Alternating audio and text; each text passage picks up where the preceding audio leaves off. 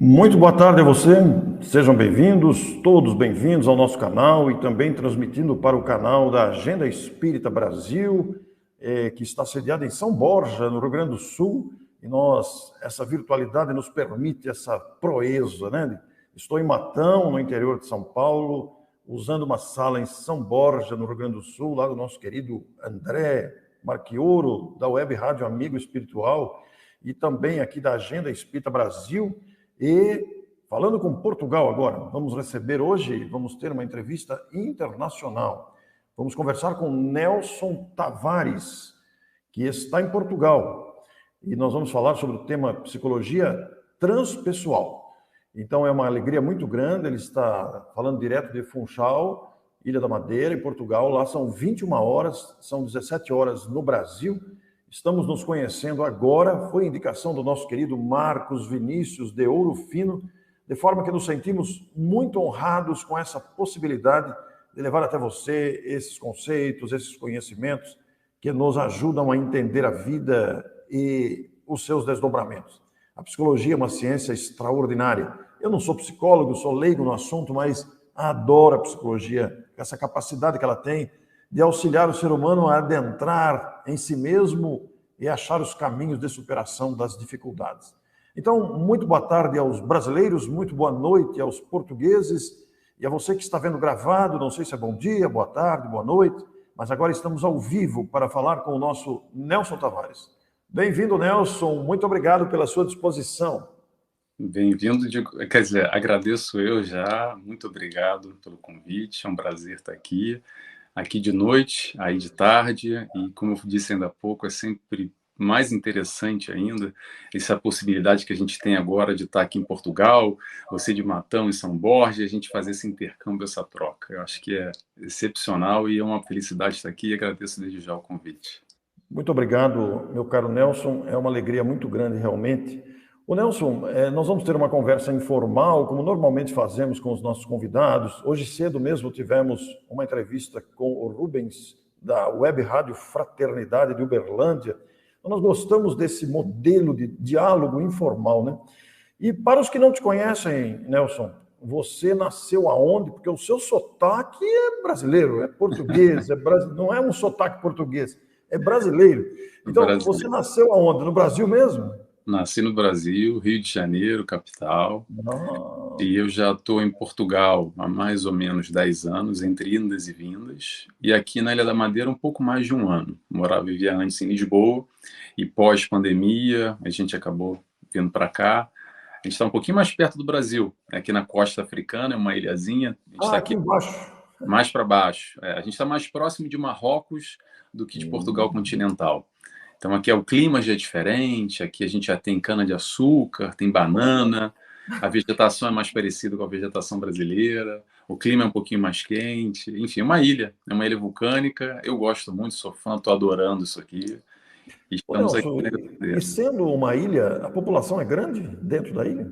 250 mil habitantes. Nossa, o tamanho dela é muito grande, então. Não é tão grande, eu vou lhe dizer por quê. Porque mais para baixo a gente tem as Ilhas Canárias, que são as Ilhas Espanholas, que aí é o último, é o limite do continente africano, do continente europeu, com essas ilhas. Mais para baixo, um pouquinho mais para baixo do que a gente. Aqui, se eu não me engano, são 400 quilômetros daqui. Eu estou na parte sul da ilha, então 400 quilômetros descendo em direção ao Brasil, tem as Ilhas Canárias, que tem uma das ilhas, tem, se eu não me engano, 2 milhões. Eu posso estar me enganando, mas é na ordem dos milhões já de habitantes. Que são Poxa, que bacana, Nelson. Vejam vocês, os amigos, a Sandra está se referindo, a Sandra Fiore aqui da Araraquara, nossa querida Sandra, falando que o lugar é espetacular. Vocês vejam que a live, ela engloba cultura, engloba até turismo, né? Informação geográfica, é muito bonito isso, que bacana, viu? Então, Nelson, e me diga uma coisa, você nasceu no Brasil, Rio de Janeiro, está em Portugal, na Ilha da Madeira, e você, como é que conheceu o Espiritismo? Bem, vamos lá. Falar um pouco de como eu conheci o Espiritismo, a gente já vai chegar como é que eu cheguei também a conhecer a psicologia. O que acontece? Há mais ou menos 20 anos atrás, vamos recapitular. Eu vim de origem católica, família católica, estudei em colégio católico, nunca fui aquele católico fervoroso, digamos que aquele católico que chega ali no final da missa, ali para para fazer aquela canção, o sinal da cruz e pegar água benta e já ir embora, sabe? Aquele não praticante, mas a minha avó muito praticante, tal, já faleceu. A minha mãe e meu pai nunca foram lá grandes virtuosos do catolicismo. E eu, durante um período, um momento, meio que briguei com a igreja, eu próprio, sozinho, acabei me afastando, fiquei um tempo isolado, digamos assim, sem religião. E o interessante é que nesse momento, até, numa questão muito particular, foi quando eu tive um maior contato com Deus, com religiosidade, pude me aproximar mais. Mas muito primário ainda, uma questão muito, pronto, comparativamente a hoje, né? E aí eu tive um acidente no Rio de Janeiro, que me levou a uma questão mediúnica, muita perturbação, muito desencontro, muitos questionamentos, muita perturbação, principalmente, até que eu cheguei à doutrina espírita, fui literalmente encaminhado à doutrina espírita, a um centro espírita. No caso, foi o Centro Espírita Maria Angélica, no Recreio dos Bandeirantes, que é bem Bem conhecido. grande essa instituição, né? Ela é bem grande. E de lá eu me encontrei, literalmente. Teve até umas questões mesmo, alguns fenômenos que aconteceram para eu chegar até lá. E chegando lá, me encontrei logo, digamos, de primeira. Só que na altura eu vivia um pouco distante ali do Recreio dos Bandeirantes, vivia na zona sul do Rio de Janeiro. E aí comecei a frequentar o Rita de Cássia, no Leblon, que é um centro espírita também muito antigo, muito antigo. Na altura, hoje em dia está mais próximo do Shopping Leblon, mas na época era no final do Leblon, que era uma casa antiga, que já estava alugada por muitos anos. E de lá eu comecei a frequentar, comecei a fazer cursos, etc. Saindo de lá, eu fui viver em Londres, onde eu fui viver numa cidade mais afastada, em Brighton. Primeiro eu fui para Hastings, que é uma cidade pequena, depois eu fui para Brighton, que são ali 3 horas de Londres, e não tinha centro espírita na época. A gente tinha uma dificuldade, tinha que ir para na casa de uma das... Ela é até famosa no meio espírita, a Elsa Rossi. Não sei Sim, se sim, muito eu ia na casa conhecida. dela, que a gente tinha ali uma reunião, evangelização, enfim, fazia a leitura do Livro dos Espíritos, do Evangelho. E nisso eu fui caminhando, depois eu fui para Londres, aí para Portugal, voltei para o Brasil, aí eu tive a oportunidade de adentrar realmente mais profundamente através do Seja Barra, que é um centro espírita na Barra da Tijuca, não sei se você já ouviu falar, que tem bastante conteúdo online, eles produzem bastante conteúdo. Eu fui bem no iniciozinho da criação da casa, eu tive a oportunidade de trabalhar mediunicamente, com cursos, trabalhando no tratamento espiritual, e nessa vim para Portugal, acabei aqui em conjunto com a Associação Casa dos Humildes, que eu sei que você já deu palestra lá, Isso, mais uma vez. já vi palestra sua lá. Na verdade, a gente não conversou sobre isso. Então, enfim, e de Lisboa, agora aqui na Madeira, eu estou aqui associado, enfim, frequentando, praticando, trabalhando no Centro Espírita Cultural do Funchal, aqui na Ilha da Madeira. Que bacana, hein, rapaz? E foi por causa desse contato que você tomou gosto pela psicologia. Você não era psicólogo, não tinha formação. Não, na verdade, eu tenho uma formação em publicidade e propaganda, uma faculdade, muito bem. E o que aconteceu? Quando eu voltei para o Brasil, nessas indas e vindas, eu tive contato mais aprofundado através do Seja Barra. Aliás, deixa eu já mandar um beijo, um abraço para os amigos de lá, que eu sei que tem gente aqui que está assistindo. Faz muito tempo que eu não falo com o pessoal de lá, estou bem afastado do Brasil já há alguns anos até. Próxima vez eu quero ver se eu dou uma passada lá. Agradecer a todo mundo, que o Seja foi muito importante para mim nesse momento, enfim, de me aprofundar mais na doutrina espírita. E como é que aconteceu essa chegada à psicologia? Aconteceu da seguinte maneira. Eu até separei aqui esse livrinho aqui, tá aqui a capa dele. Não sei se vocês já ouviram falar. É uma pérola, né? É uma pérola. Exatamente. Jesus e o Evangelho à luz da psicologia profunda. Fazendo propaganda, ó, garoto propaganda, olha aqui, ó. Como é que foi isso? Tinha um curso do Hernani Costa, se eu não me engano, que ele falou sobre esse livro. Eu falei, pô, Jesus, Evangelho, psicologia profunda, né? O nome já dá até medo, a gente até se assusta. Psicologia profunda, poxa, estudar Jesus, psicologia. Eu entrei no curso. E era ótimo, eu me identifiquei, adorei, amei aquilo. Comprei o livro, exatamente esse livrinho aqui. Quando eu cheguei em casa, abria, parecia que uma página estava em russo e a outra estava em japonês, porque não dava para entender nada. como é que se entende Joana de Ângeles com um linguajar tão rebuscado, há uma complexidade, há uns livros dela que tem que ter mesmo paciência, tem que se esforçar, tem que fazer, tem que ter disposição para conseguir compreender. E dali eu me apaixonei por Joana de Ângeles, até a casa, seja o Centro Espírita Joana de Ângeles, que estuda bastante obras de Joana de Ângeles, que tem essa pegada da psicologia. A partir daí, eu fui com a expectativa de me aprofundar mais e busquei um curso, uma formação profissional. Então, fiz a faculdade, ali uns 4, 5 anos, e me formei em psicologia. Eu sou psicólogo formado aí no Brasil. E assim foi o meu encontro com a psicologia acadêmica. Porém, há uma grande diferença, Orson. Agora aqui vamos puxar a sardinha para o nosso lado, do espiritismo, da doutrina espírita, e fazer um pouco de propaganda para Joana de Ângeles ou para Hamed e tantos outros espíritos que colaboram conosco com a doutrina espírita, trazendo toda essa profundidade que as faculdades, a academia, não me trouxeram. É Porque eu vou mesmo. falar agora, exatamente. O que eu vou falar agora, desculpa se tem algum amigo, um colega de profissão aqui, um psicólogo, mas é uma opinião muito pessoal e cada um acho que tem direito de ter a sua. Eu consigo, Orson, pegar aqui 4, 5 livros de psicologia, de Joana de Ângeles, só Joana de Ângeles. E se for para pesar na balança, vai pesar mais do que 5 anos de faculdade. Não que não sejam necessários, eu não estou diminuindo a importância, mas por propriedade eu posso dizer que a profundidade que a doutrina espírita, através de espíritos como Joana de Ângeles, atinge, ainda está aquém na psicologia acadêmica tradicional, mas é claro que, não estou aqui para diminuir ninguém, todos esses pensadores, aqueles que difundiram ideologias, linhas diferentes da psicologia, têm seu contributo, e como Joana faz com muita propriedade, ela pega elementos de diferentes psicólogos, unindo a psicologia espírita, digamos assim, e sempre com desfecho com Jesus, com a proposta de Jesus, para trazer o ensinamento. Então, é importante, sem dúvida nenhuma, a psicologia acadêmica tradicional, não quero diminuir, porém, Joana vai mais fundo. Para mim, eu não encontrei nada parecido até hoje. É por isso, então, Nelson, a expressão psicologia profunda, é por essa razão mesmo, considerando os conteúdos aí, que, conforme você está dizendo, ultrapassam a formação acadêmica em muito. O que acontece em geral, Orson, é o seguinte: quando você busca um curso de psicologia, é quase que, de novo, estou dando a minha opinião particular, tá? Eu sei que isso é muito discutido e muito vai muito interpretação pessoal.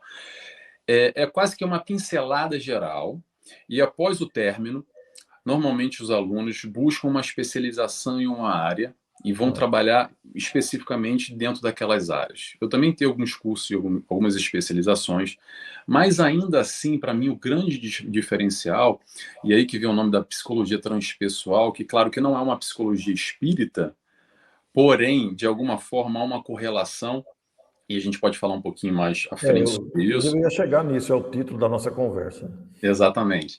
Mas é o nível de profundidade que se atinge considerando, agora já vou começar a falar, considerando o nosso eu, não somente nessa personalidade, Nelson, o que a gente vê hoje, Orson, em Matão, aqui na Ilha da Madeira, com tantos anos, enfim, sexo masculino, todo esse complexo, essa construção, aonde a gente nasceu, constituição familiar, tudo isso que forma a nossa personalidade de hoje, quando a gente vai para a psicologia transpessoal, transpassa essa questão da personalidade do eu hoje e vai num eu mais profundo, num construto pós-encarnação, porque a gente traz a nossa mochilinha, né? A gente sabe disso.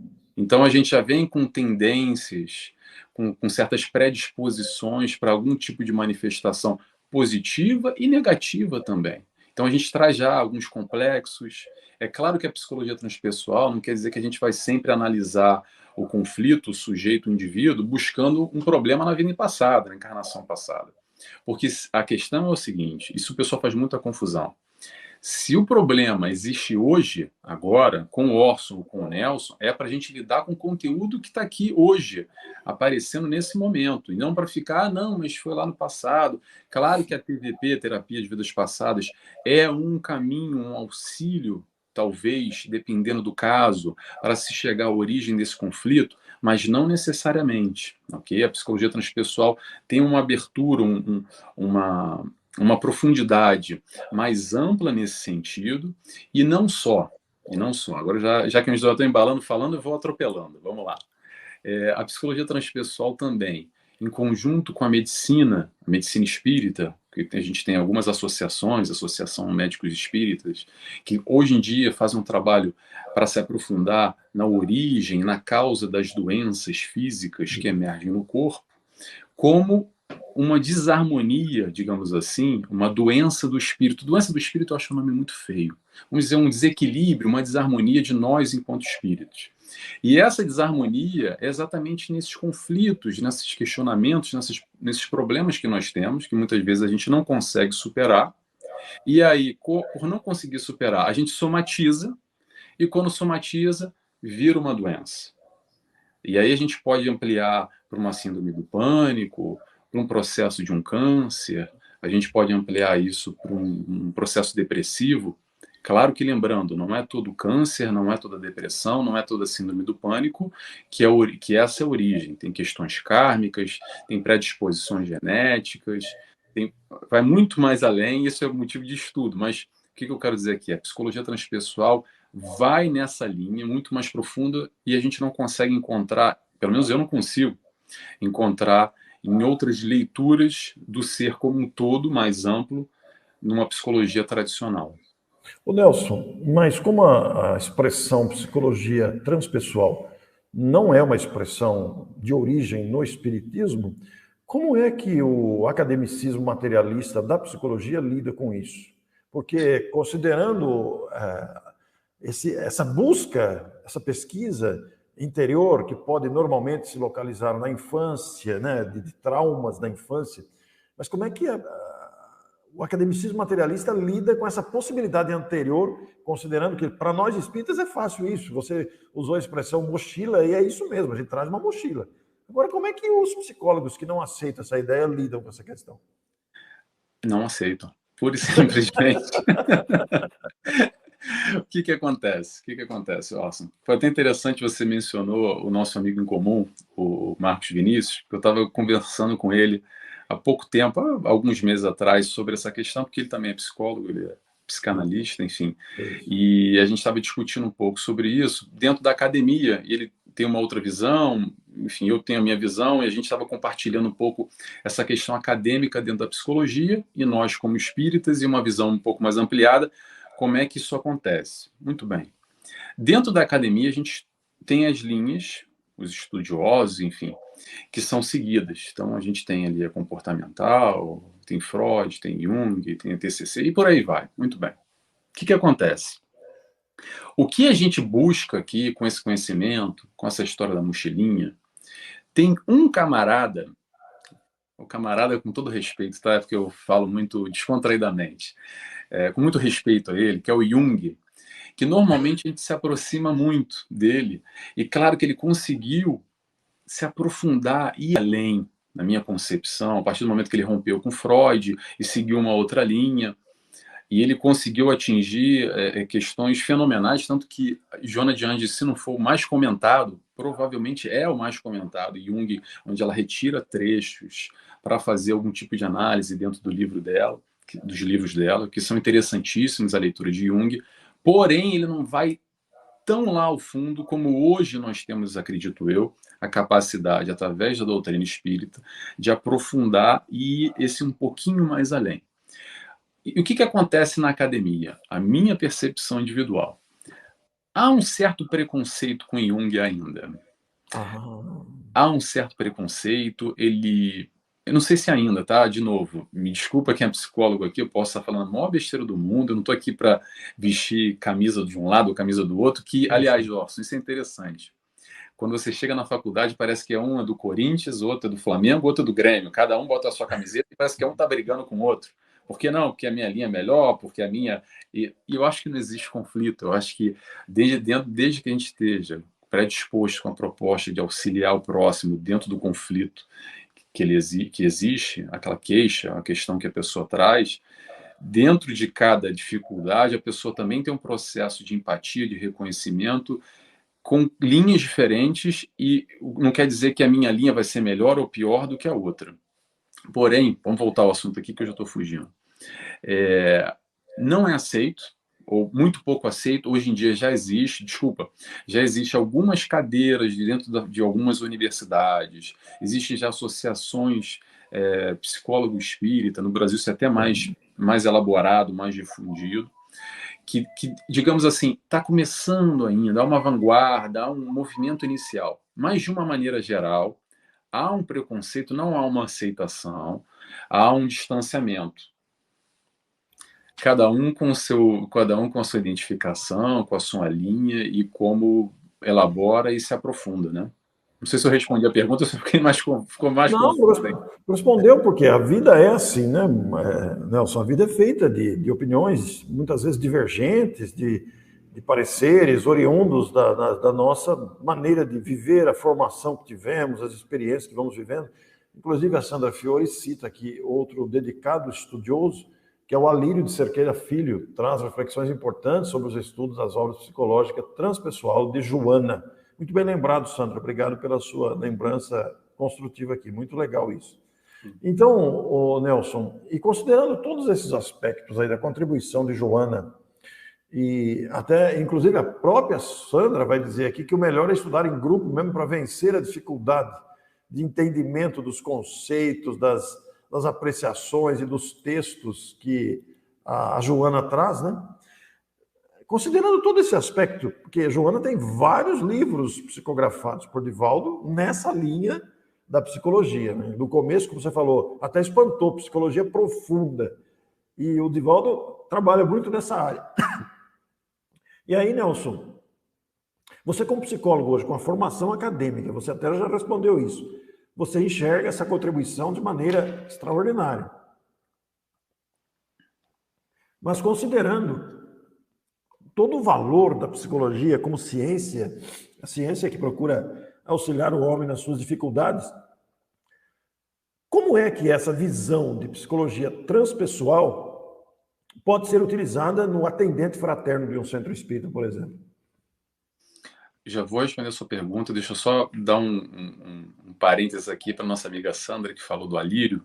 Eu, por acaso, estou olhando agora até o livro dele, está aqui na minha frente.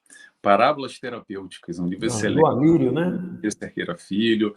Jorge Andréa tem livro interessante. Adenauê Novaes. Há muitos estudiosos também.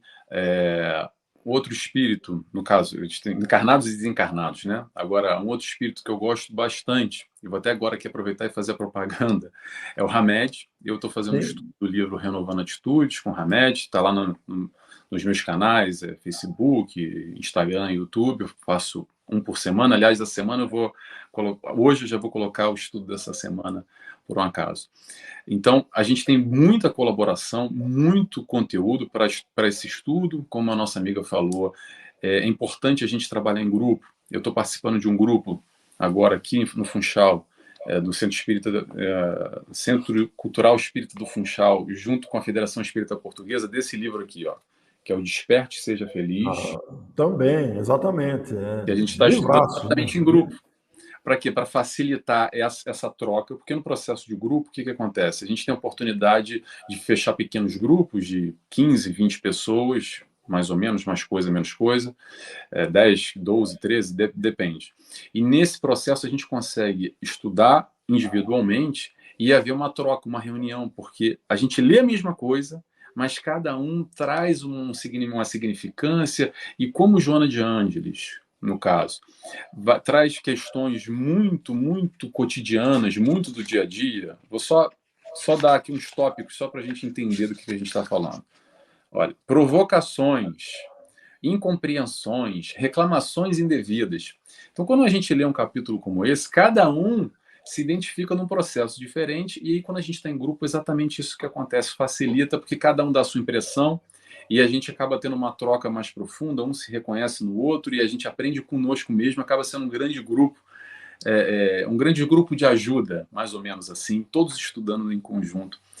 Joana de Ângeles. Agora, desculpa, A respondendo a pergunta, sua. a pergunta era como essa contribuição poderá auxiliar a pessoa que trabalha no atendimento fraterno, que atende a pessoa que chega no centro com aflições, porque normalmente os atendentes fraternos, eles são preparados para a tarefa, a ciência de ouvir. Você considera que um estudo da psicologia transpessoal pode exercer uma influência muito positiva nesse atendimento inicial de diálogo com uma pessoa necessitada? Eu acredito que sim, sem dúvida nenhuma, vem de acréscimo, Orson. Eu vou te dizer por quê.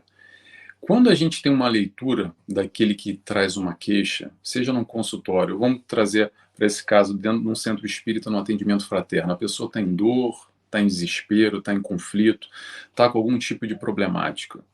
E normalmente é como você disse, há um curso, a quem está lá sentado para fazer esse auxílio, já há um conhecimento de doutrina para amparar, é quase que ajudar o bombeiro a tacar água naquele fogo que às vezes as pessoas chegam em um desequilíbrio, numa problemática às vezes muito complexa, e esse primeiro atendimento, esse primeiro abraço, esse primeiro balde de água nesse fogo não é que vai apagar o fogo e vai resolver o problema, mas é muito importante. Então, como é que a psicologia transpessoal pode ajudar? Num momento geral, generalizando, a psicologia como um todo, a gente escuta muito mais do que fala, exatamente o contrário que eu estou fazendo aqui. Só falo, falo, falo, falo, falo.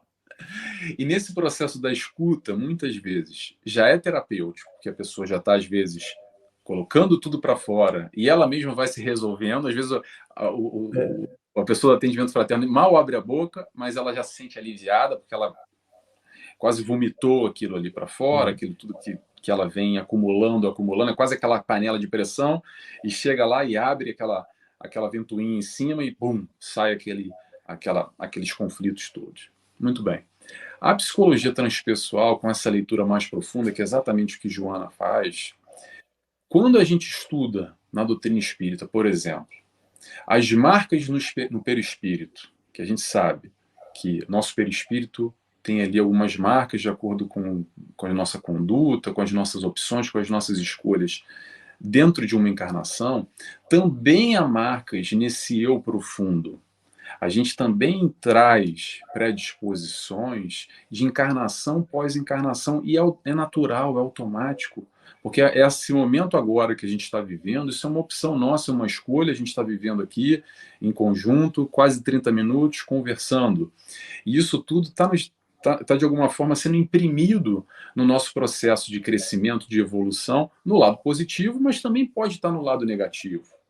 E quando a gente tem a leitura, essa leitura um pouco mais ampla, nesse sentido, principalmente para quem chega num conflito, num desespero, num atendimento fraterno, eu acredito que quando você consegue ter um olhar mais ampliado daquele sujeito, aquele fulano, aquela pessoa que está em dor e desespero, você consegue talvez colaborar ainda mais nesse processo, nem que seja minimamente para jogar aquele baldinho de água ali, mas que ela se sinta melhor, que ela se sinta acolhida, que aquela pessoa possa voltar para casa melhor e, se possível, retornar ao centro espírita e aí sim ser encaminhada a um passe, a um atendimento fraterno, a um tratamento espiritual, a um curso, e dar seguimento, assim, a esse tratamento espiritual, digamos.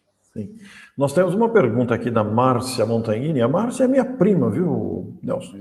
Os nossos pais são, a mãe dela e o meu pai são irmãos. Ela está residindo em Santo André e faz a seguinte pergunta: estou fazendo terapia, mas estou dentro do espiritismo desde que nasci, sem dúvida. Confesso que estou ficando confusa, pois tenho convicções na religião e acredito estar no caminho certo. Estou errada?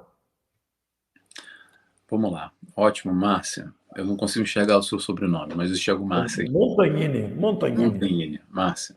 O que acontece? Não existe certo ou errado. E eu vou lhe dar a minha impressão pessoal nesse processo inteiro. O que acontece nessa...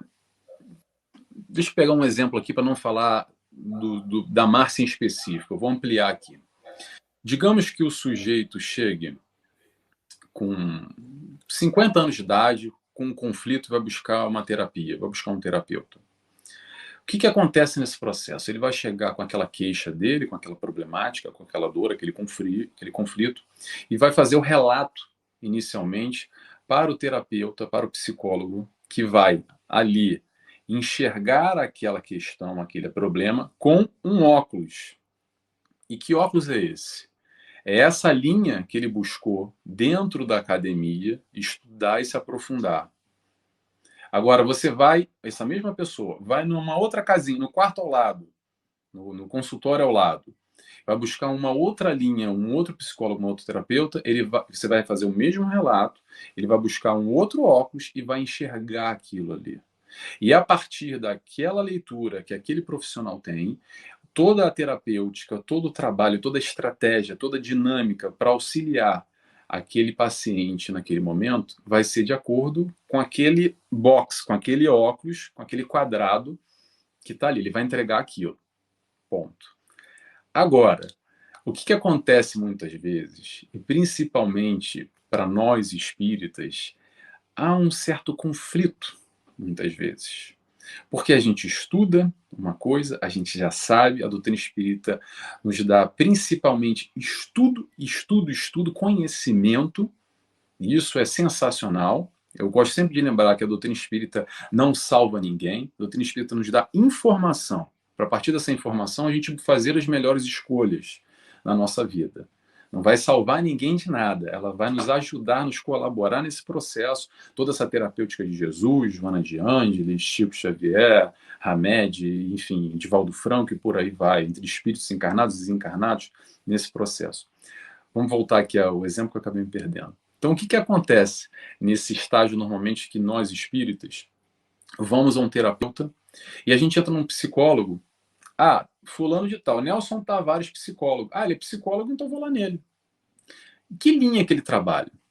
Porque, por exemplo, quando você vai numa linha, e a grande parte dessas linhas, para não dizer a maioria, ou 99,99%, e vai tentar enxergar, compreender e elaborar e, digamos assim, montar o quebra-cabeça dessa sua problemática dentro de uma compreensão dessa personalidade, do nascimento até os 50 anos de idade. Só que a gente sabe que vai mais além. A gente sabe que há a história da mochilinha lá atrás, que rompe essa personalidade, que a gente já traz esse eu profundo, que a gente já traz, às vezes, um probleminha lá na encarnação passada, sabe? Que a gente teve. Porque o que acontece? Eu vou aproveitar e fazer um exercício com o Orson, comigo e com todo mundo aqui, quem está assistindo. É assim. Sabe aquele conflito, aquele problema que a gente tem, está lá dentro? E às vezes está lá 10, 20, 30, 50 anos e a gente bota lá na gaveta, lá no fundo. A gente não quer lidar, não quer ver, porque é feio, porque é sujo, porque é uma realidade que eu não quero confrontar, ou bota para debaixo do tapete. O que acontece? Ela vai ficar ali, de duas uma. Ou ela vai somatizar e vai aparecer numa outra vertente, ou então ela vai ficar com você. Para quê? Aí quando desencarna a gente acredita que a gente vai para o céu e vai virar anjinho, vai para o nosso lar e vai estar tudo resolvido. Não vai estar tudo resolvido. Um dia a gente vai ter que lidar com essa situação, com essa questão. E muitas vezes, de novo, não é todos os casos, é cada caso, tem que analisar, é muito mais profundo do que generalizando aqui, mas muitas vezes a gente já volta numa próxima encarnação, então hoje com um problema lá de trás, com um conflito gerado que a gente empurrou lá por 40, 30, 20, 10 anos, uma questão a gente não conseguiu resolver, seja como for, e ela vai continuar lá até ser resolvida. Então, respondendo a Márcia, que já me perdi de novo, não existe certo ou errado, ok? Se existe um conflito em você, o que eu posso responder? Vá de acordo, de encontro com aquilo que faz sentido para você, e se de alguma forma existe algum conflito com o terapeuta, com o psicólogo, que não está trazendo as respostas para os seus anseios, ou está de alguma forma conflitando com a sua crença já estabelecida, acredito eu, que você já sabe algumas questões, e talvez esse psicólogo, esse terapeuta tenha uma limitação e fique tentando enxergar uma problemática, talvez pura e simplesmente nesse momento agora. Mas o transpessoal talvez amplie um pouco. Estou eu aqui fazendo propaganda, puxando a sardinha para o nosso lado. Não sei se eu pude responder. Não, eu acho que sim, respondeu sim. Mas é muito interessante essa questão transpessoal, porque, como o próprio nome diz, ultrapassa a nossa personalidade, a atualidade, né? Para projetar-se além, muitas vezes, né? Seja do próprio relacionamento, seja nas questões anteriores da mochila. Eu quero dizer aqui para a Sandra pediu desculpa, não peça desculpa não, Sandra, é gostoso esses, são muito boas essas participações, mas dá um caminhão se não falar. Existem livros como De Amor, Imbatível Amor, um grupo de psicólogos e psiquiatras analisando sua obra. Realmente, você lembra bem, acho que o Nelson até deve ter o livro aí, né? Tenho, estava olhando, procurando ele agora, e por um acaso, a gente começou o livro agora do Desperte Seja Feliz, como eu falei, mas o livro que a gente estava estudando antes era O Amor, Imbatível Amor. E foi ótimo, agora a Sandra ter comentado, ver como é que a gente está conectado, porque eu acho que me veio um exemplo aqui muito bom à cabeça para falar sobre amor. E toda essa leitura que Jona faz do Amor, Imbatível Amor, que é o nome do livro, essa proposta do amor-terapia, que às vezes até muito na moda dentro da psicologia tradicional, vamos dizer assim. Mas a psicologia espírita, vamos colocar, porque é um livro de Joana, que traz essa proposta de amor como uma terapia, como uma sistemática de auxílio ao nosso eu, num processo evolutivo, e não só dentro dos nossos conflitos, foge muito à regra do que é visto nesse processo, por exemplo, do relacionamento com o outro, com o próximo, dentro da psicologia tradicional. Por que acontece isso, Orson? Vou tentar explicar aqui para não ficar muito confuso. Todas as linhas da psicologia foram criadas através de uma observação comportamental de uma população, de um grupo, de um sujeito, são testes científicos, há toda uma busca, um aprofundamento para se criar as teorias. E as tais teorias fazem muito sentido. Bom, só que quando a gente vai analisar e tentar fazer uma leitura de Jesus, aí o buraco é mais embaixo.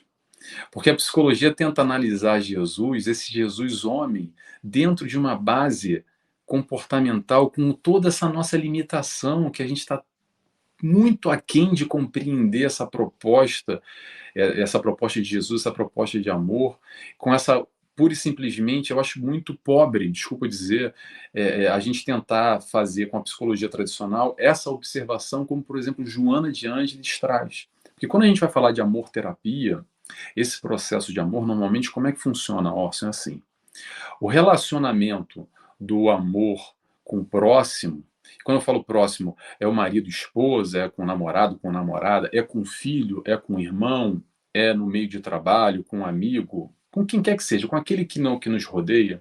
Normalmente é aquela velha história da caixinha dos ovos, sabe? Ah, porque eu tirei meus ovos e boto aqui, você bota ali. Então, essa troca é muito fundamentado nesse processo de troca da relação, que, olha, eu estou dando para o Orson, mas o Orson dá para mim de volta. E aí ele dá para mim de volta, eu dou para ele. Mais ou menos nessa configuração, em diferentes maneiras, mas sempre baseado nessa proposta de troca. Psicologia normal. Agora vamos para a psicologia espírita, psicologia Joana de Ângeles, com a proposta de Jesus. Sabe tudo isso que eu falei? Esquece. Apaga tudo isso. Sabe qual é a psicologia de Jesus? O processo de amor, o amor-terapia? É uma frase que eu gosto muito, que está lá na Joana de Ângeles, que fala o seguinte: Jesus, o amante não amado. Vou repetir. Jesus, o amante não amado. Não tem troca nenhuma. Não tem expectativa nenhuma. Não tem ovos para a direita, ovos para a esquerda. Não tem ovo. É amar por amar. Independente do que é, independente do que seja. Então, é uma proposta muito mais profunda.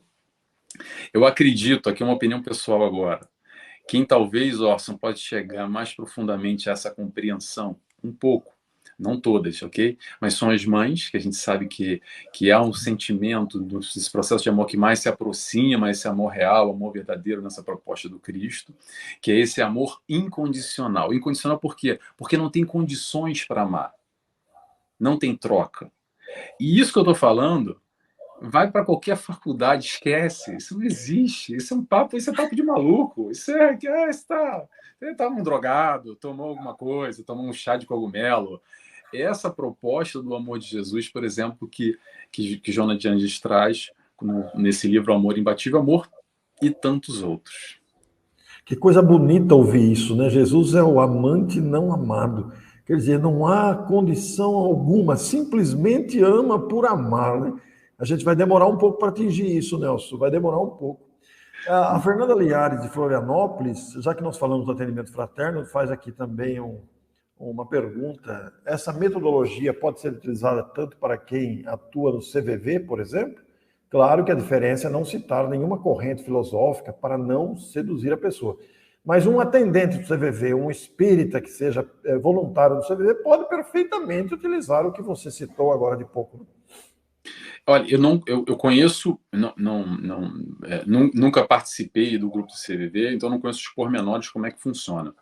Mas o pouco que eu conheço através do André Trigueiro, que ele é um grande propagandista e fala bastante sobre o CVV, sobre todo esse trabalho tão bonito que é realizado, já tive a oportunidade de ver ele falando bastante sobre o CVV, eu acredito que tudo isso vem colaborar, porque nesse processo de escuta, de auxílio com um paciente, num atendimento fraterno ou no CVV, eu acredito que mais ou menos entra tudo no mesmo quadrado, porque a gente tem capacitação, a gente se capacita para se preparar melhor, para atender aquele irmão, aquele camarada, com aquela dificuldade, em sofrimento, em dor, em desespero, numa tentativa de suicídio, que o CVV é um processo bem complexo, e muito importante na sociedade, eu sei, e bato muitas palmas para esse trabalho do CVV que é realizado no Brasil. Eu sei que existem outros grupos também, nos Estados Unidos é até mais rígido até esse processo do CVV. Eu sei que a polícia intervém às vezes, né? Não sei se você sabe, Orson. Eu vi o André Trigueiro falando sobre isso. Bem interessante, para falar isso que me veio à cabeça agora. O CVV nos Estados Unidos, por exemplo, há um alto índice de suicídio, principalmente com ex-combatentes de guerra, um percentual enorme. E o que acontece? Em alguns estados, eles têm uma conexão direta com a polícia, porque na lei local, não sei se são todos os estados, ok? Estou replicando o que o André Trigueiro falou. Quando o sujeito está colocando a sua vida em risco, se dá o direito da intervenção policial. Então, o que acontece? Quando o camarada liga para o CVV lá, a primeira coisa que falam primeira pergunta, senhor tal, o senhor está portando alguma arma de fogo? Se tiver, eu não vou nem falar com você. Primeira pergunta, você vê o nível da complexidade desse processo americano de armas, etc. Muito bem. Se ele sente pelo telefone que a conversa está indo ladeira abaixo, que ele não vai conseguir recuperar, automaticamente ele já está com a linha com a polícia, e a polícia vai lá e quebra, invade a casa e imobiliza a pessoa. Que coisa, hein, Nelson? Muito diferente do Brasil, né? Muito diferente. Ô, Nelson, a Thaís Helena faz um comentário muito importante aqui. Boa tarde, queridos Orson e Nelson. Que maravilha escutar um amigo falar do Seja Barra, Rio de Janeiro. Sou de São Paulo, capital, mas assisto todas as palestras e cursos do Sejar. É sensacional, recomendo muito. Ou seja, olha que bacana isso. Depois de tudo que você falou, né? Bacana encontrar isso.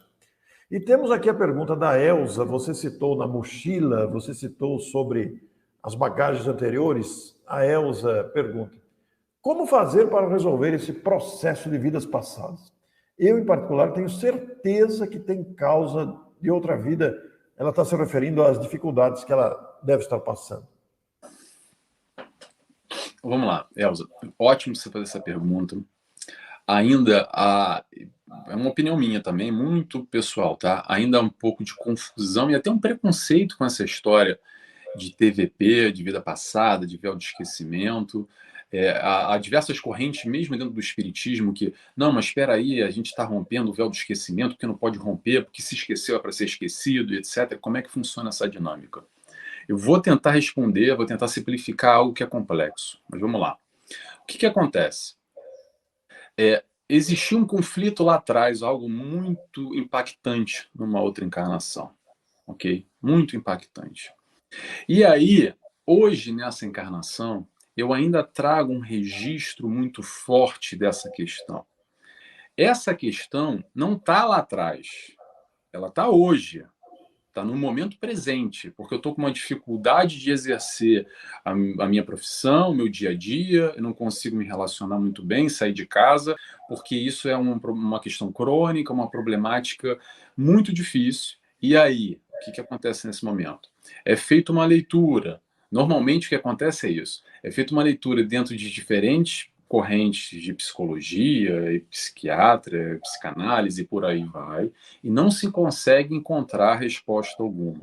E quando se busca uma terapia, um profissional habilitado para essa leitura do TVP, atenção, para resolver a questão, não é para saber se eu fui a rainha, se eu fui o rei, se eu tive um reinado, porque eu quis saber lá, porque eu estou curioso, porque a curiosidade existe, eu entendo que exista, ok? Só que o que acontece nesse processo de hipnose, regressão e o acesso a esse conteúdo é basicamente o seguinte: o camarada é induzido através da hipnose, um estado de relaxamento, há uma indução através do terapeuta que vai conduzir a pessoa. E para onde é que ela é conduzida? Para dar uma olhada lá, ver se a minha carroça era famosa, se eu tinha muitos escravos, se a minha roupa era bonita. Não, não. Vai te levar ao problema, a origem daquele problema, e aí sim, provavelmente vai haver um entendimento, um significado dessa origem do problema que hoje, nessa encarnação, até sair da câmera, hoje, nessa encarnação, está presente, atuante, e é conflitante no seu processo do seu dia a dia, nesse desenrolar, e aí sim, não é passe de mágica, fiquei sabendo e está resolvido. Não. E aí sim, com esse conteúdo, a gente consegue compreender a problemática com maior profundidade e consegue fazer uma direção para uma terapia específica de acordo com aquela dificuldade, com aquele conflito. Agora, respondendo a nossa amiga, você tem problema no passado? Ela, eu também tenho.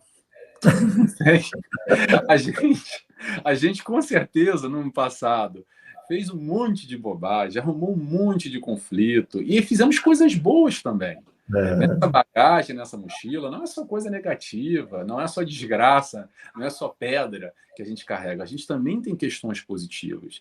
Mas é claro que, tirando a brincadeira, é claro que é de se avaliar caso a caso e desde que seja necessário, atenção, necessário, depois de cercado algumas metodologias, algumas tentativas, e percebe-se após, e não é de primeira, você chega numa terapia, faz uma regressão aí, vai lá, manda aí. Não. Está todo um trabalho, toda uma leitura, ok? E alguns indícios que a gente consegue perceber. E aí sim, nesse caso, a terapia da vida passada, esse processo de regressão, pode ser um elemento para auxiliar, mas não é um milagre divino que vai acontecer e fazer. O véu do esquecimento existe e tem que existir, ele não é por acaso. É o que eu sempre digo. Porque a gente se lembrar de coisa boa lá atrás, sabe o que a gente vai ficar fazendo? Vai ficar vivendo de ilusão, porque lá atrás eu era muito bem sucedido, era muito bom, e hoje a minha vida está uma porcaria, e falar, não quero essa história para mim, não. Então, a gente não lembra do passado bom por causa disso, e a gente não lembra do passado ruim, sabe por quê? Porque aquela nossa mãe, o nosso irmão, o nosso primo, se lembrar que ele foi lá, um algoz do passado, que a gente matou e se pegou e se engalfinhou, como é que a gente vai resolver o problema? Porque hoje a gente briga com alguém há 5, 10 anos, um ano atrás, e fica de mal, bloqueia no Facebook, cancela da nossa vida, não é verdade? Então imagina lá de 2, 3 encarnações passadas que o fulano lá matou, estuprou o meu filho, etc e tal. E hoje é a minha mãe. Como é que eu vou fazer? Então o véu do esquecimento existe e ainda bem que existe. Ninguém rompe barreira e limite de nada. Se existe o acesso orientado pela espiritualidade, a gente é conduzido ao foco do problema e aí sim a gente consegue trabalhar, ressignificar toda essa questão no atual, né? Você ter curiosidade. Vai lá, Orson, continua. Eu queria mostrar para você aqui também que a Regiane, aqui de Matão, voltando ao amante não amado, né? Ela vai dizer o seguinte: é muito difícil entender e até mesmo aceitar essa psicologia do amor. Amar sem esperar nada em troca, porque fundamentalmente esperamos a reciprocidade, né? Isso é uma verdade, né? É um vício isso, Nelson? É um condicionamento? O que é isso? Olha, eu vou ser bem sincero, Orson, eu acho que é o seguinte, eu acho que é o processo que a gente está. Eu acho que até de como a nossa amiga falou, é difícil pensar diferente. Mas como assim? Eu tô amando, eu dou de mim, não me dá nada de troca. Mas que história é essa? Que injustiça, a gente se sente diminuído. A sistemática de Jesus é numa outra proposta. Vamos imaginar que Jesus estivesse esperando alguma coisa da gente. Eu acho que ele ia se decepcionar um bocado, né? O que acontece nisso, que eu acredito nessa proposta de Jesus, é que às vezes, Orson, a gente coloca Jesus com uma dificuldade imensa, lá na prateleira, lá no altar, e não consegue alcançar, fica aquela coisa inatingível, aquela história, o filme, aquela música bonita, e fica muito distante. Mas eu gosto de pensar e acredito verdadeiramente que a proposta de Jesus é compatível com a nossa realidade. Por mais distante que seja, por mais difícil que pareça, ele não veio aqui dar uma colinha, um caminho impossível de fazer. É difícil pensar, nossa amiga, que desculpa, não esqueci o nome dela. Para mim também é muito difícil, mas é possível. E sendo possível, cabe a nós o esforço de buscar se aprofundar, entender, e, por exemplo, estudar um livro como esse e tentar entender, mas que papo maluco é esse diamante no amado de Jesus? Que é trouxa? Normalmente a sociedade vai, isso é coisa de trouxa. Jesus é um trouxa? Será que era isso? Não, não era. É muito mais profundo, é de uma riqueza que a gente tem que se aprofundar, a gente tem que mergulhar. Joana de Anjos não é fácil, eu sei, gente. Tem que praticar bastante, tem que se acostumar, mas eu prefiro trocar a palavra difícil por um desafio. Joana de Anjos é um desafio para a gente. Sem dúvida. A Maria Silva faz também uma pergunta aqui. Boa noite. Quando na gravidez houve rejeição por conta do sexo do bebê, na fase adulta existe o conflito da sexualidade, como a doutrina vê. Há a possibilidade de revelar e curar esse conflito? Enquanto você responde, Nelson, eu vou dar uma saidinha, mas eu volto em seguida, tá? Vou Tá deixar bom. para você. Eu vou tentar responder aqui, Maria. Não sei se eu compreendi bem a pergunta. Esse conflito que você falou no processo de gravidez, eu não sei se é o conflito de você com, no caso, a mãe com a criança, ou se é o conflito da sexualidade daquela criança em formação. Eu vou responder da maneira que eu entendi, senão me manda de novo a pergunta para ver se eu compreendi melhor. Nesse processo da gravidez, a gente entende, compreende, através dos ensinamentos da doutrina espírita e dessas informações que a gente tem, que muitas vezes há conflitos exatamente por espíritos que já não se dão muito bem, mas são colocados no mesmo seio familiar. Então, é aquela história dos dois cachorros que brigam muito ferozmente lá na encarnação passada e teve que separar e cada um foi para um canil e ficaram separadinhos, porque não dava mais jeito. Sabe aquela história quando você briga com fulano hoje em dia e é melhor separar, porque se chegar perto já começa um se engalfinhar e pegar com o outro, e às vezes realmente a gente não consegue superar, a gente não consegue restabelecer o contato, e a gente se separa e às vezes até é melhor separar. Mas aí a espiritualidade vem e nos coloca novamente no mesmo seio familiar, com o tal véu do esquecimento. Muito bem. Só que a vibração ainda há um conflito muito forte. E é normal, principalmente nesse processo de culpa, de cobrança da sociedade, que é aquela história que dizem assim: não, mas olha, eu amo os meus filhos da mesma maneira, meus 2, 3 filhos.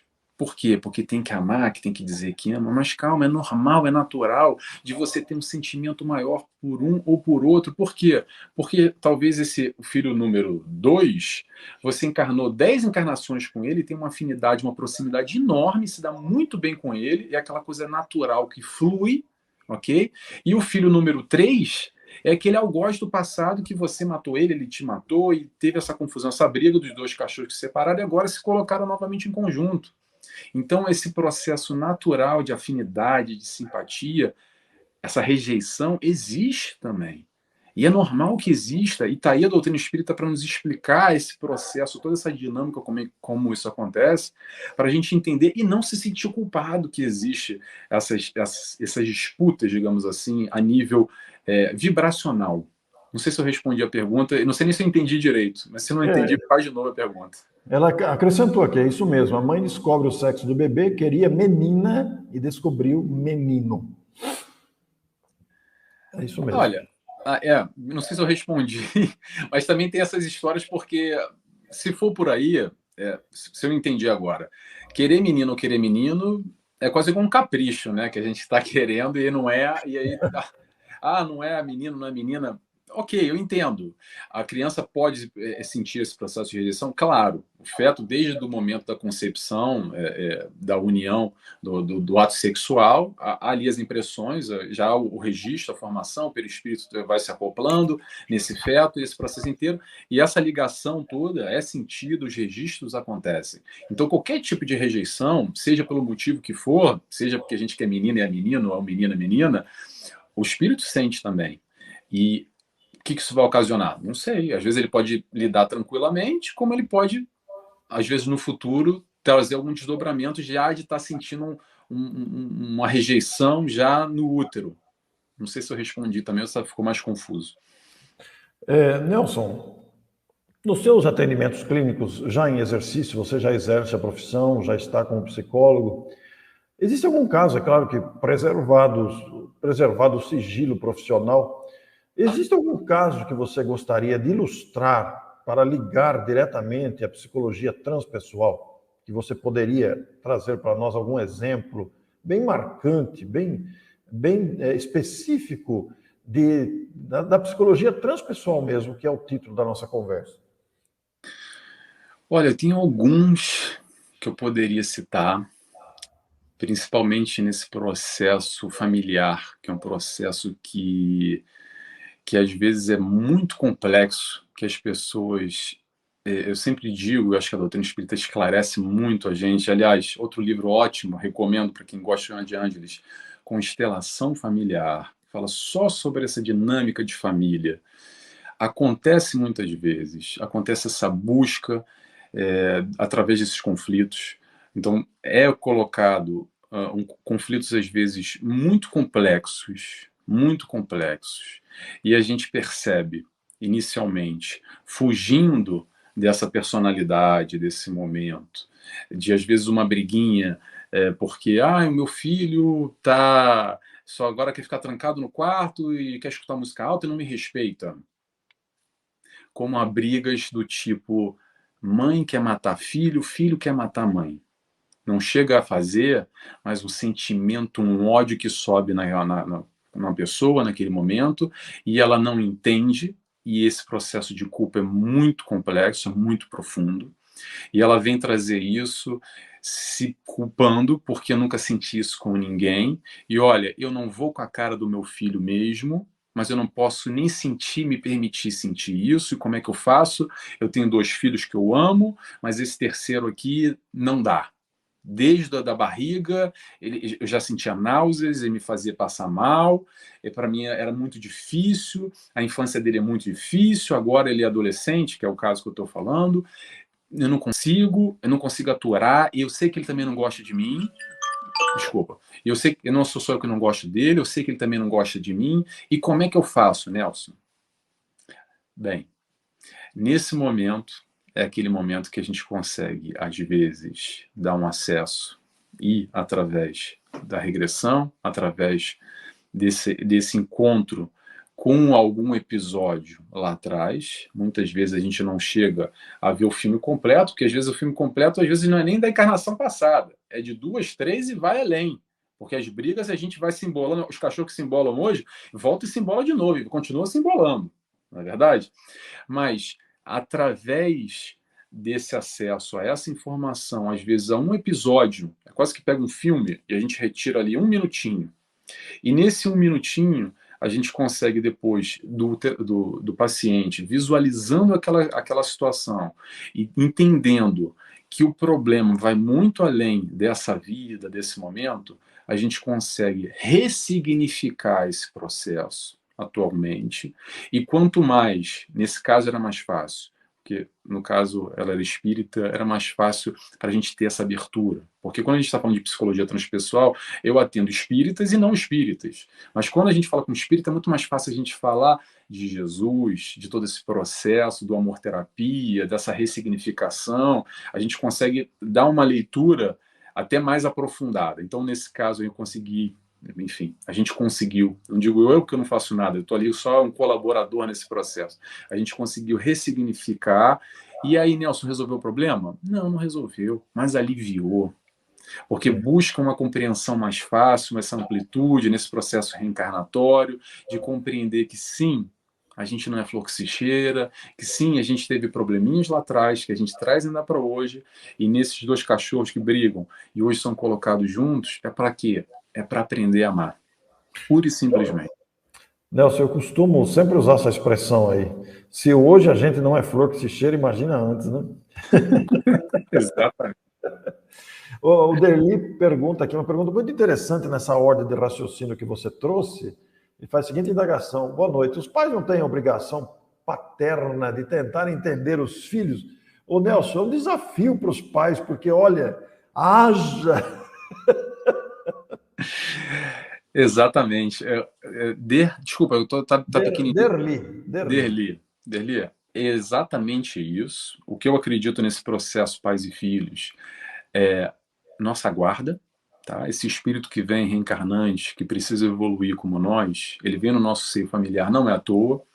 A gente tem condições plenas de entender, de compreender, de dar o melhor. É o papel do educador. Joana de Anjos fala muito isso. Os pais como educadores desse espírito reencarnante que vem ao nosso encontro nesse seio familiar. Mas aí tem uma questão interessante, que a gente tem um costume, um hábito de dizer assim, eu dou tudo igual para os meus filhos. Aí eu falo assim, mas peraí, calma, vamos tentar compreender um pouquinho. Então eu tenho 2, 3 filhos, só que cada um tem uma necessidade diferente. Como é que eu vou dar tudo igual? Às vezes um precisa de mais atenção, de mais carinho, ele precisa da gente estar ali mais o tempo inteiro, o outro já está mais despachado. Então, essa de querer dar tudo igual para todo mundo pode funcionar, como pode ser uma problemática. Porque a gente sabe que nesse processo encarnatório nasceu 2, 3 filhos. Talvez um já está no processo mais equilibrado, mais avançado, numa outra situação, mesmo a nível evolutivo, e um outro está já com muitas questões a serem resolvidas. Então, esse papel de pais é desafiante, sem dúvida alguma, mas aí vem mais uma vez a doutrina espírita para auxiliar. Quando a gente compreende essa sistemática toda, talvez a gente pode ter um olhar mais apurado para as necessidades do filho 1, do filho 2 e do filho 3, nesse papel de pais, da obrigação, como você falou, desse, ou melhor, como educadores que eu prefiro colocar, porque às vezes a gente não é pai e mãe, mas é o avô, é a avó, é o tio que fica nesse papel de passar essa formação e principalmente os valores para essa criança que vem ao nosso encontro. É realmente desafiador mesmo. A Fernanda faz uma pergunta muito interessante, que você tocou nos dois assuntos, né? Ela vai dizer o seguinte aqui: o psicólogo transpessoal também é um constelador? Não necessariamente. Não necessariamente. Essa a questão da constelação familiar, eu acho que há uma divisão, porque. Quer dizer, não é que há uma divisão. Eu acho que é muito dentro de como qualquer profissão você busca áreas de maior interesse ou de menor interesse. Vou dar um exemplo. Eu, particularmente, gosto muito dessa área de família, os conflitos, enfim, essas questões pessoal, adulto, o nosso dia a dia. Eu gosto muito do nosso dia a dia, os nossos conflitos, os nossos problemas. Agora, tem gente que, por exemplo, gosta mais de focar na infância, que é uma dinâmica completamente diferente, que eu, particularmente, já não gosto. Então, há várias linhas, há vários segmentos. Eu acho que não necessariamente um constelador vai ser um transpessoal ou vice-versa. Nelson, realmente viver é um desafio tremendo, né? A gente se debate com a gente mesmo, com as nossas bagagens, se debate nos relacionamentos. Você disse aí, se referiu ao cônjuge, ao filho, ao irmão, aqueles cachorro bravo que brigavam lá atrás, um exemplo aí, para citar uma linguagem figurada, hoje estão juntos dentro do mesmo teto para aprender a se amar, mas como existem desafios, né?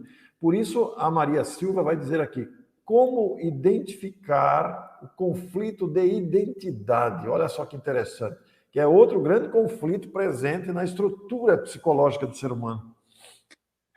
Olha, acontece muito isso nessa discussão agora, que é um outro assunto, que eu não é muito a minha área, mas eu posso aqui dar uma opinião, nessa questão de gênero, nesse processo de identificação com o seu eu.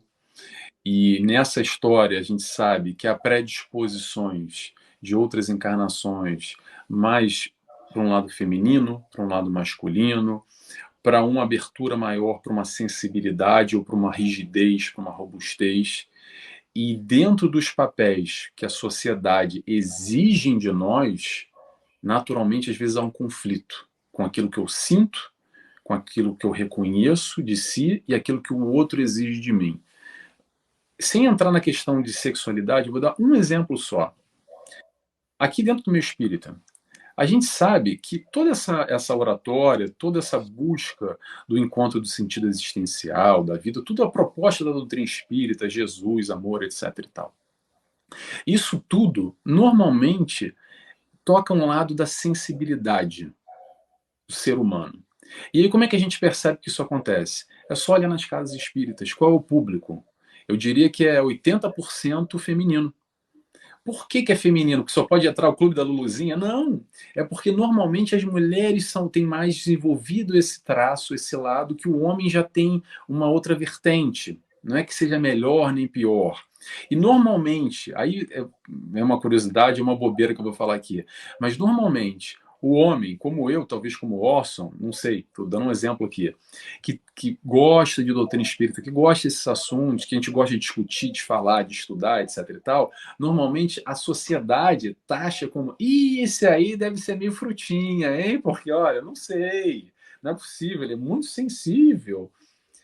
A gente vai desenvolvendo as nossas sensibilidades, as nossas rigidez, a nossa maturidade no processo de encarnação em papéis diferentes nessa questão do gênero que eu estou falando agora, e não só nesse processo da identidade, do reconhecimento do seu eu, até porque, tirando essa questão de gênero, de masculino, feminino, e se reconhecer num corpo diferente do que você é, etc. e tal, o que acontece muito também é você se sente de outro planeta, porque você nasceu aí no Brasil, e eu falo, eu não tenho nada a ver com essa cidade, eu não gosto desse meu pai, dessa minha família, esses meus amigos isso não tem nada a ver comigo, eu me identifico, quando eu vejo um filme do Japão, eu me vejo ali, os meus hábitos, os meus... Enfim, é tudo diferente, e é um conflito, porque você está quase como um peixe fora d'água, no meio de um monte de cavalo ou de um monte de cachorro, e está lá um peixe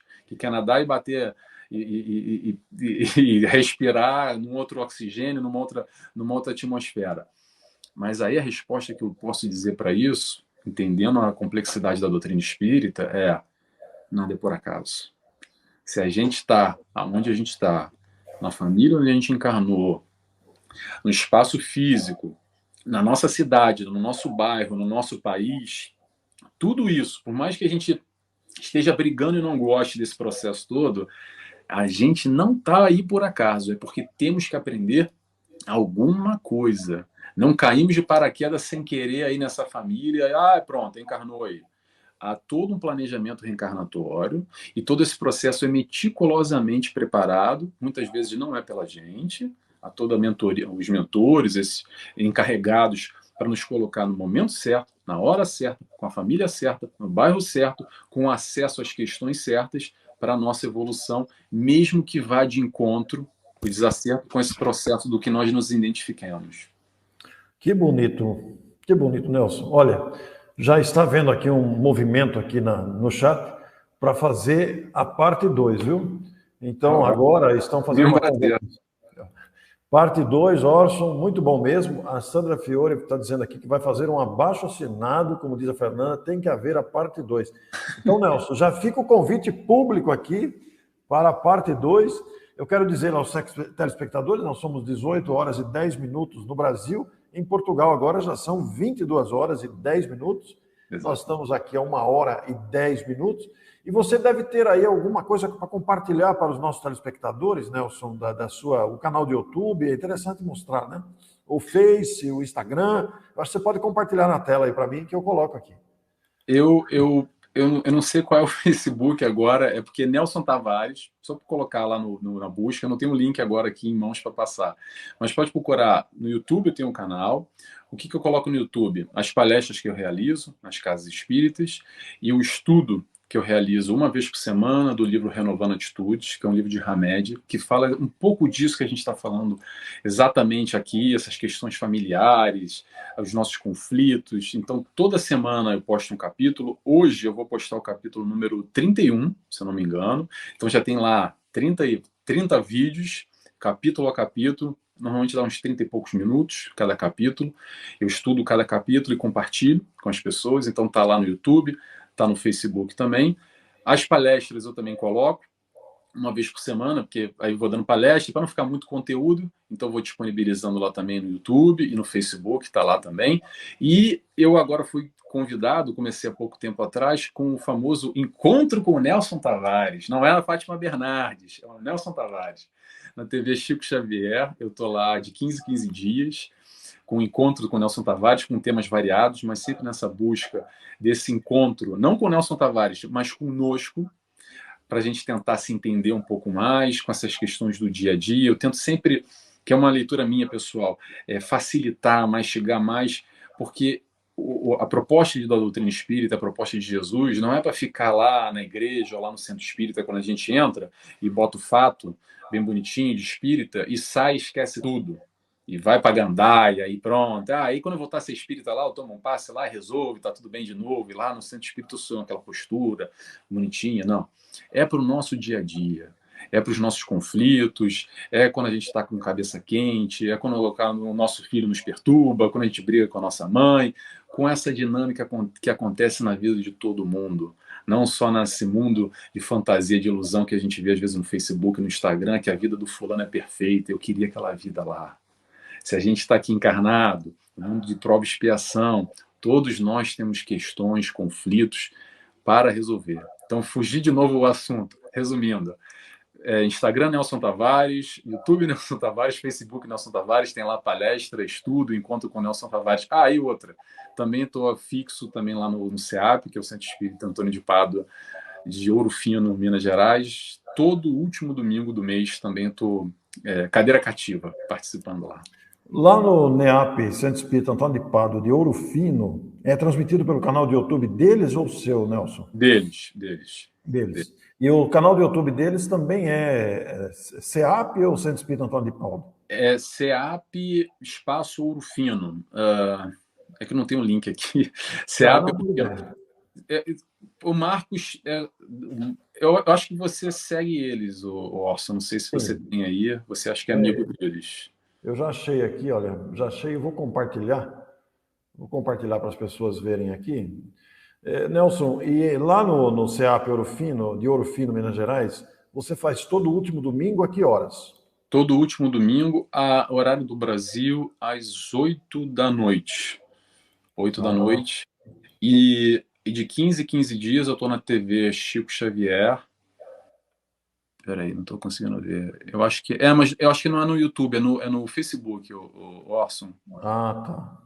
Procura, no YouTube não transmite. A transmissão. O YouTube não transmite, então, é no Não, Facebook. eu falei errado, é Facebook, perdão. É no Facebook do CEAP. Do CEAP. Bom, as pessoas vão achar aí tranquilamente, né? Desculpa, na TV Chico Xavier é no YouTube, TV Chico Xavier, é de 15 em 15 dias, no horário do Brasil, às 7 da noite, com temas variados também, que a gente vai escolhendo semana após semana. E tá tudo lá, mas se vocês, olha, o retroativo, dá uma olhada, me procura aí, Nelson Tavares, vai tomar uma fotinho minha aí de lado, eu não tinha pouco cabelo branco ainda, agora já tem mais cabelo branco. Tem lá bastante conteúdo, bastante coisa, eu estou sempre postando, e eu tenho mini vídeos que eu vou postando 3 durante a semana, com um trecho que eu retiro, que eu acho interessante para a gente. Como você faz, Orson? Aqueles trechinhos Sim. Então, ô Nelson, eu estou vendo aqui, eu estou procurando o canal do YouTube, mas ele aparece Nelson Tavares Seja Barra, é isso mesmo? Não, esse é outro Nelson Tavares. Por acaso, depois que eu saí do Seja, tem um outro Nelson Tavares lá. Não, esse não é o Nelson Tavares. É outro Nelson Tavares. Procura Nelson Tavares canal, vai no filtro. Ah, vamos lá então. Nelson Tavares, canal. Isso. Vai estar uma foto minha. Peraí, deixa eu ver se eu acho aqui. Peraí.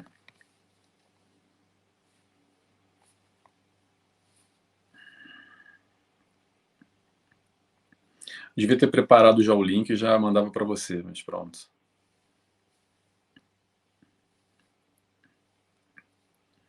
Realmente eu não estou achando aqui, Nelson, mas as pessoas vão achar porque basta. Olha, a foto é essa aqui, ó, peraí.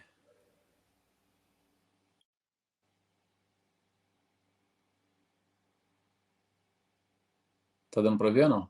Tá dando para ver. Essa foto é canal de YouTube mesmo. É canal de YouTube, é. Esse é o canal do YouTube.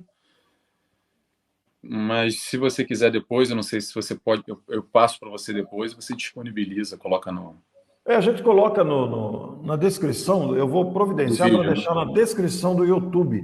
Quando vocês. Depois eu atualizo a descrição do YouTube, o Nelson vai me passar esses links, e a gente atualiza na descrição do YouTube, tanto aqui no Orson como na Agenda Espírita Brasil. Então, é isso, Nelson. Pois tá não. ótimo. Não, só para uma coisa que eu relembrei, no canal do TV Chico Xavier tem uma playlist só com o meu nome, tá lá, Encontro com Nelson Tavares, aí tá lá os encontros também já colocados, mas todo esse conteúdo, para quem gostou, enfim, se interessou um pouco do que eu estou falando, procura lá o meu nome, que eu posto tudo isso no meu canal também, fica lá tudo arquivado, bonitinho, já tem bastante conteúdo lá para degustar. Muito bom, Nelson. Tivemos aqui um encontro extraordinário hoje, o pessoal pedindo a parte 2 aí, que possivelmente nós vamos marcar sim, né, Nelson? Com certeza, é um prazer. Bom, o convite está ao vivo aqui, não vai ter jeito da gente não fazer, né? É só marcar, a gente vê disponibilidade, ó, para mim é um prazer, não só te conhecer aqui pessoalmente, entre aspas, como a gente falou, a gente tem mais amigos em comum, o Alexandre lá do Centro Espírita Amigos do Bem, a Maria Helena aqui de Portugal, falei até com eles depois que a gente conversou, e o Marcos Vinícius também, que nos apresentou e nos colocou em contato. O Marcos Vinícius, que é seu colega também, nós já temos uma live marcada com ele, fizemos uma entrevista por escrito também, vamos encaminhar para você uma entrevista por escrito para a revista eletrônica O Consolador também. E gostamos muito, viu, Nelson? Gostamos muito, foi muito, muito produtivo, muito agradável e principalmente instrutivo. Muito obrigado.